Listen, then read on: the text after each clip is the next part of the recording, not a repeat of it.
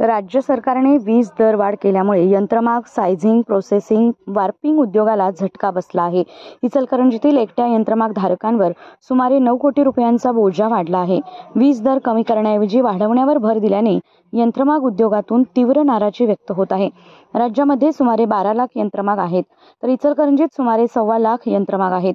उद्योगाला हातभार लावण्यासाठी सध्या यंत्रमागाला अतिरिक्त 1 रुपया आणि 27 अश्वशक्तीवरील यंत्रमागाला अतिरिक्त 75 पैशांची सवलत देण्याचा निर्णय राज्य शासनाने घेतला होता, परंतु त्याची अंमलबजावणी झालेली नाही. उलट विजेचे दर वाढले आहेत. शहरात सुमारे 11,000 एअरजेट अत्याधुनिक यंत्रमाग आहेत. प्रति युनिट 50 पैशांची दरवाढ करण्यात आली आहे. त्यामुळे सुमारे 4 कोटी 35 लाख रुपयांचे अतिरिक्त वीज बिल प्रति महिना भरावे लागत आहे. तर साधे आणि चायना रॅपियर यंत्रमागांची संख्या 90,000च्या आसपास आहे. त्यांना 30 ते 40 पैशांची दरवाढ करण्यात आली आहे. त्यामुळे 5 कोटी 82 लाख रुपये इतका अतिरिक्त बोजा या यंत्र उद्योगांवर पडला आहे.